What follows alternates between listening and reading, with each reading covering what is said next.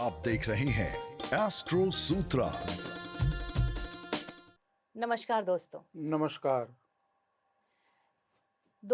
अभी तक हमने इस प्रोग्राम में हर तरह के भारतीय संस्कारों की बात की।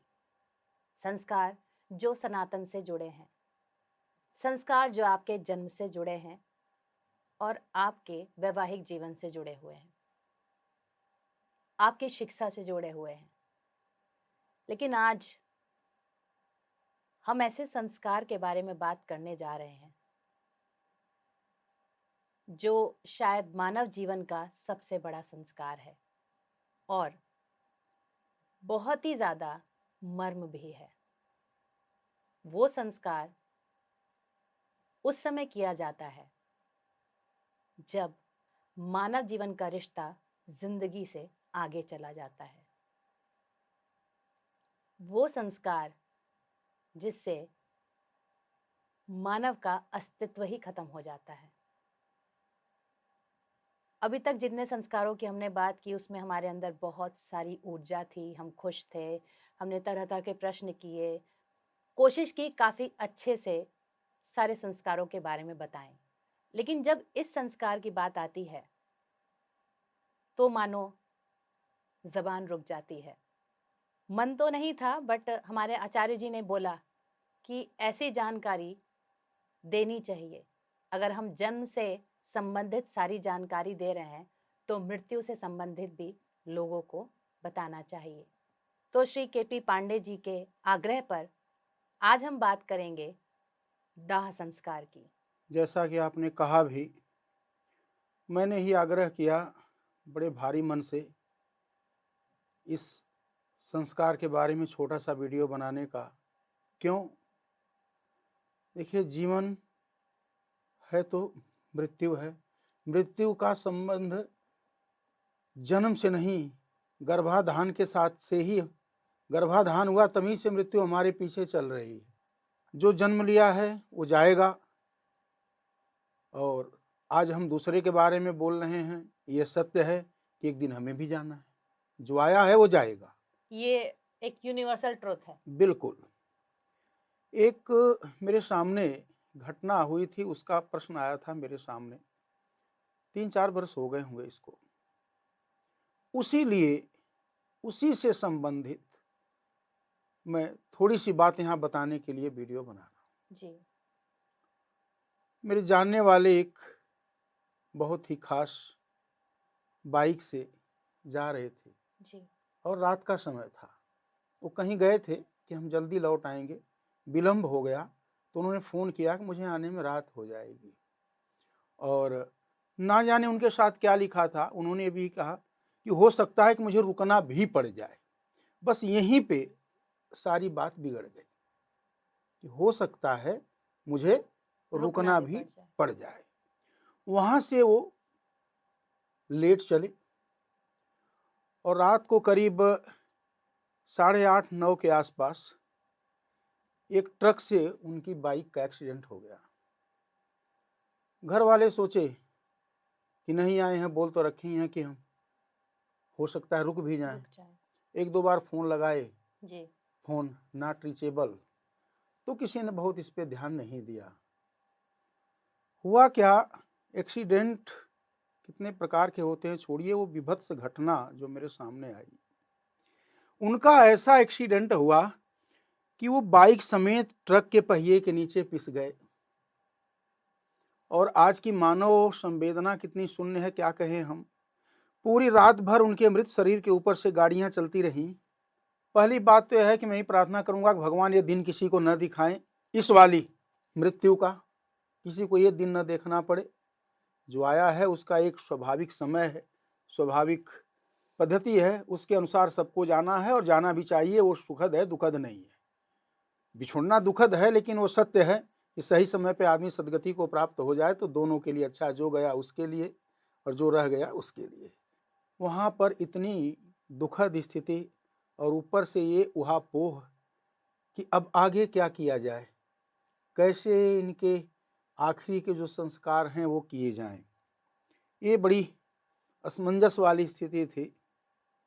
तो मेरे सामने आया था ये प्रश्न। और जैसा कि पंडित जी ने बताया, मेरे पास तो शब्द ही नहीं है कि हाँ। क्या बोलें और क्या रिएक्ट करें। दर्शकों, सिर्फ मैं दाह संस्कार के थोड़े से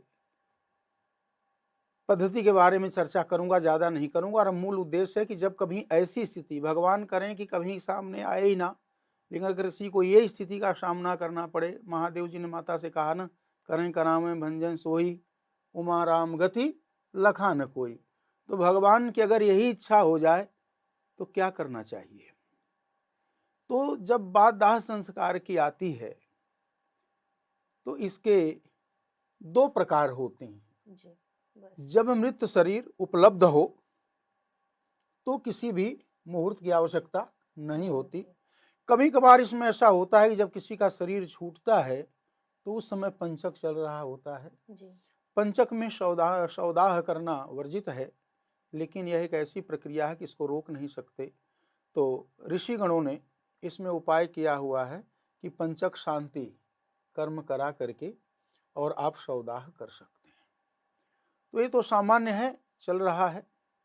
लेकिन जो ये दूसरी विभत्स घटना है, जो कि बड़े भारी मन से मैं कह रहा हूं, जब मृत शरीर उपलब्ध ना हो तो एक कल्पित शरीर बनाना पड़ता है। अब मृत शरीर जब उपलब्ध नहीं होती तो ये तय है कि मृत्यु स्वाभाविक और प्राकृतिक तो नहीं है, जी, अप्राकृतिक है, अस्वाभाविक है। तो सबसे पहले इसमें ये देखना चाहिए कि सूचना आई कि हमारे फला प्रियजन का शरीर छूट गया, तो कब छूटा, कब छूटा? अगर ये सूचना 1 से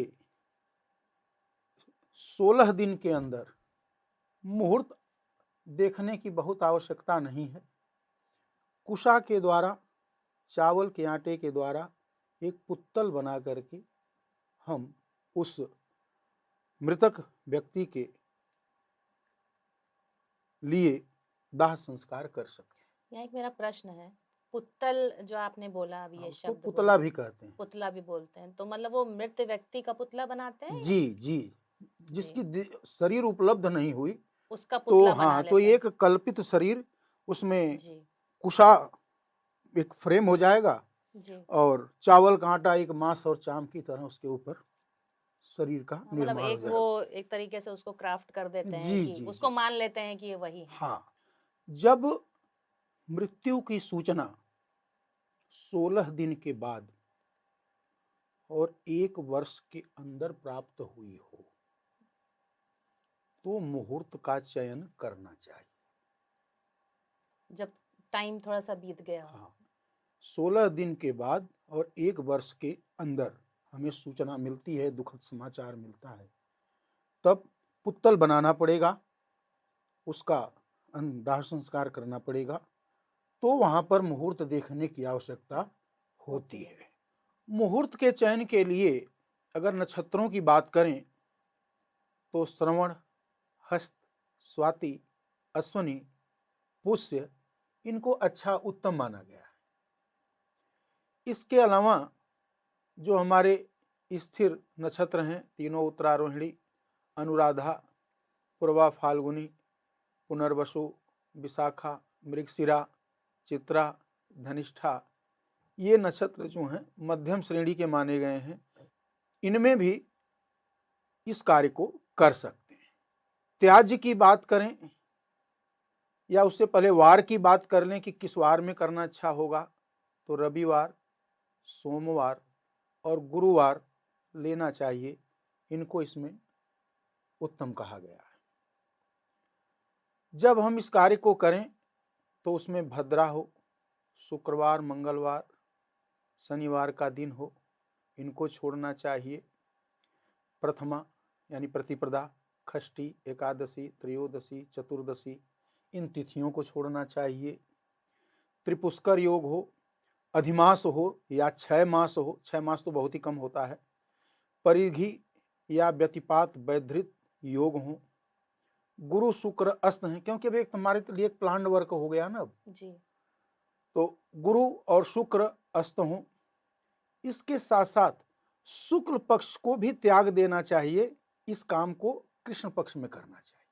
जो उत्तम नक्षत्र थे, मध्यम थे, वो मैंने बता ही दिए। इसके अलावा सभी प्रकार के जो क्रूर नक्षत्र हैं, जिसमें तीनों पूर्वाती हैं, भरणी है, मघा है, तीक्ष्ण दारुण नक्षत्र हैं, और रेवती का भी इसमें त्याग करना चाहिए। कभी ऐसा भी दुर्भाग्य हो कि मृत्यु की सूचना घटना होने के 1 वर्ष बाद प्राप्त हो, तो उपरोक्त सभी बातों का तो ध्यान रखें ही, कोशिश करें कि यह कार्य जब सूर्य भगवान उत्तरायण हो उसी में संपन्न कर लें, दक्षिणायन में ना करें। तो आपने जैसा बोला उत्तरायण हो तभी संपन्न करें, हाँ। तो इसका कोई विशेष कारण है? हमारे लिए पहली बात इतना बड़ा दुख है, जी। और जो गया उसकी सदगति के लिए अब हमें प्लान्ड वर्क जी। है ना। एक स्वाभाविक है कि आज शरीर छूट गया तो आज से हमारा काम शुरू हो गया, कुछ सोचने नहीं है। जी। लेकिन जब हम प्लान करके किसी के अच्छे के लिए कुछ करते हैं तो अपना बेहतर से बेहतर, अच्छा से अच्छा देने की कोशिश करते हैं, और उत्तरायण को श्रेष्ठ माना गया है दक्षिणायन से। अच्छा। तो इसमें मकर संक्रांति से लेकर के कर्क की संक्रांति के बीच में इस कार्य को संपन्न करना चाहिए। मोटे तौर पे कहें तो 14 जनवरी से लेकर के 14 जुलाई के बीच में, 14 जुलाई के आसपास कर्क की संक्रांति होती है, वहां से दक्षिणायन शुरू होता है। दोस्तों इस बात का ध्यान रखिएगा, पंडित जी ने जो डेट्स बताई उन्हीं के बीच अगर आप ये संस्कार करेंगे तो आपके प्रियजनों को सद्गति मिलेगी। मैंने सिर्फ इसी एक पहलू को बताने के लिए वीडियो बनाई बहुत ही भारे मन से, कि जब कभी दुर्भाग्यवश ऐसी स्थिति आ जाए तो क्या करना चाहिए। हम ठाकुर जी से यही प्रार्थना करेंगे कि नारायण ये दिन किसी को न दिखाएं। जन्म के बाद किसी का घर आना, उसके उत्सव मनाना, तरह तरह के पूजा के संस्कार करना जरूरी है। उसी तरह से अपने प्रियजनों, अपने परिवार वालों को शांति पूर्वक इस दुनिया से विदा करना भी जरूरी है। हमारी और हमारी टीम की तरफ से आपसे एक ही गुजारिश है कि अपने रिश्तों को संभाल के रखें, हर एक उस पल को जिंदा रखें जिसमें किसी की याद आपसे जुड़ी हो, क्योंकि कुछ रिश्ते हैं जो आपको जिंदगी भर एक बार के बाद नहीं मिलते। रिश्ते जो विश्वास हैं, रिश्ते जो एक दूसरे के अच्छे बुरे में काम आते हैं, वो रिश्ते जो आपके बोलने से बिगड़ते भी हैं और आपके प्यार से बात करने से सुधर भी जाते हैं। तो मेरी ये आप सबसे गुजारिश है कि जो हमारी लाइफ का सबसे अंतिम संस्कार है उसको जितना भी हो सके अच्छे से करें, ताकि हमारे परिवार वाले जहाँ कहीं भी जाएं वो एक अच्छे ढंग से अपनी आगे की जिंदगी शुरू कर सकें, और हमारे मन में भी ये संतोष रहे कि हमने उनका जो आखिरी संस्कार है, दाह संस्कार, अच्छे से किया और उनको इस मानव जीवन बंधन से मुक्त किया। मिलते हैं आपसे अगले एपिसोड में, तब तक के लिए नमस्कार।